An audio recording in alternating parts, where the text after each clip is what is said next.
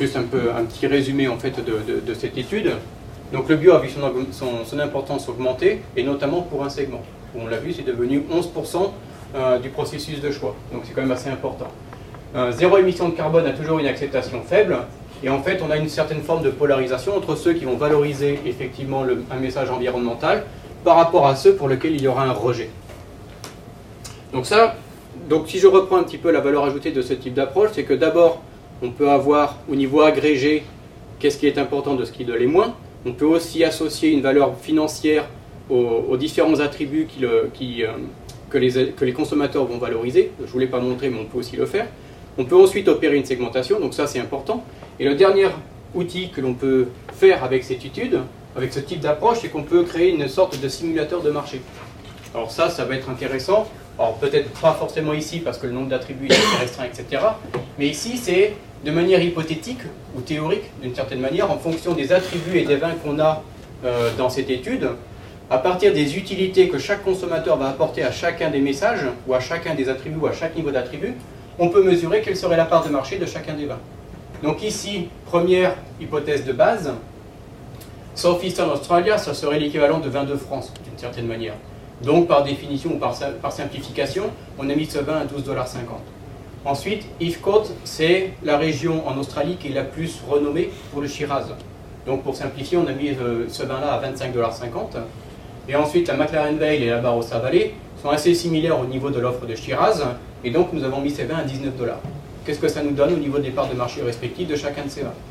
Donc là, je vous demanderai de regarder la partie verte, puisque c'est sur la McLaren Vale sur laquelle on travaillait. Et donc, on arrivait à une part de marché de 29%. Maintenant, toute chose égale par ailleurs, c'est-à-dire si on ne change rien d'autre, si jamais j'introduis bio au niveau de l'offre du vin de la McLaren Vale, ça nous permet de déterminer quel est le gain en part de marché. Donc là, on a 3 points de gain de part de marché. On est passé de 29% à 32%.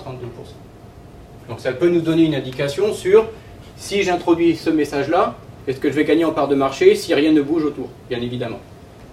On peut faire la même chose avec le message Environmentally Responsible. Et là, on peut se rendre compte que c'est un message qui est nettement plus valorisé que le bio. Et donc, on passe de 29 à 38% de part de marché. Ensuite, bien évidemment, l'idée, c'est d'avoir de la valeur ajoutée. Donc là, en fait, ce que j'ai changé, donc j'ai gardé le responsable de l'environnement, j'ai rajouté produit bio, mais par contre, j'ai changé le prix. Donc si on ajoute des services d'une certaine manière ou de la valeur ajoutée au produit, on peut supposer qu'on peut en augmenter le prix. Donc je suis passé de 19 $ à 25,50 $. Donc si vous vous rappeliez la première image, nous étions à 29%. Donc le fait d'avoir ajouté ces deux attributs, mais d'avoir augmenté le prix, nous a fait perdre 2 points de part de marché. Et en contrepartie, 2 points de part de marché en volume, par rapport au différentiel de prix de 19 $ à 25,50 $, il faut effectivement calculer s'il y a un intérêt de le faire ou pas.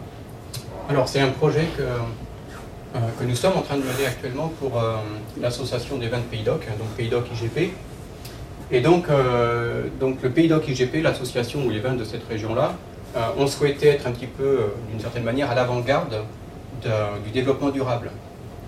Et donc ils ont essayé ils ont voulu savoir quels seraient les éléments ou quels seraient les messages qui seraient valorisés par le consommateur. Donc ce que nous avons fait, nous avons mené une étude dans 5 pays, donc à peu près 2000 consommateurs par pays, pour essayer de déterminer qu'est-ce qui était important, donc toujours en utilisant la méthode des choix discrets. Donc c'est pour ça que je vous disais tout à l'heure qu'on est passé de quelque chose de très rustique à quelque chose de relativement élaboré, dans le sens où c'est très réaliste et que ça pourrait s'apparenter tout à fait à une offre linéaire. Et donc ce que nous avons fait, nous avons voulu déterminer quels étaient les éléments importants dans le processus de choix de l'ensemble de ces consommateurs. Donc 2000 consommateurs en France, en Angleterre, en Allemagne, au Canada, à la fois anglophone et francophone, et aux États-Unis, Chicago et New York. Donc nous avions un certain nombre de marques. Donc là, bien évidemment, vous n'en avez que 5, puisqu'il n'y a que 5 bouteilles représentées. Mais là encore, ce n'est qu'une image. Et chaque consommateur devait à chaque fois répondre sur 16 images. Et sur chacune de ces images, à chaque fois, on avait une combinaison différente de tous les attributs. Donc nous avions différentes marques. Donc ici, nous avons la Butinière, Scali, Camas, Fortan et Baron Philippe de Rothschild. Nous avions aussi bien d'autres marques. Nous avions Cuvée Mythique, nous avions Castel avec Domaine de Virginie, nous avions Barton et Guestier aussi. Nous avions Cuvée Mythique, etc., etc. Donc nous avions un certain Jean-Jean, donc un certain nombre, en tout cas les plus gros acteurs de Vin de Pays d'Oc. Il se trouve que parmi les plus gros acteurs de Vin de Pays d'Oc, il y a aussi 3 entreprises bordelaises. Donc nous avions au total 16 marques différentes. Ensuite, nous avions différentes régions. Donc nous avions Bordeaux AOP, Bordeaux IGP, Languedoc AOP, Pays d'Oc IGP, et puis Vins de France. Et rien du tout, pour essayer de tester dans quelle mesure le fait de n'avoir aucune indication géographique apportait de l'utilité ou de la désutilité pour le consommateur.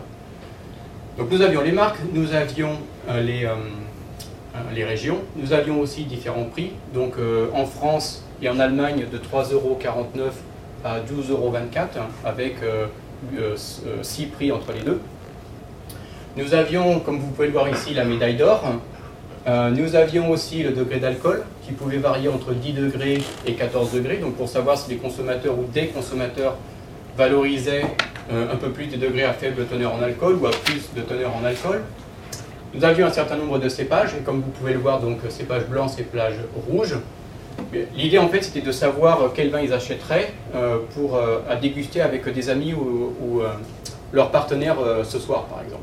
Donc en fait ce qu'on voulait savoir c'est si par définition les consommateurs achetaient plutôt du vin blanc pour ce type de consommation ou allaient plutôt s'orienter sur du vin rouge. Donc c'était représenté visuellement bien évidemment entre le rouge et le blanc, mais c'était aussi représenté avec les cépages. Donc au niveau des cépages rouges, nous avions le pinot noir, le merlot, le cabernet sauvignon, moi je m'en rappelle déjà plus. Cabernet Sauvignon et rien du tout, et ensuite Cabernet Merlot pour un assemblage. Au niveau des blancs, nous avions Sauvignon blanc, Chardonnay et rien, pour avoir l'idée d'un petit peu d'un assemblage au niveau des blancs aussi.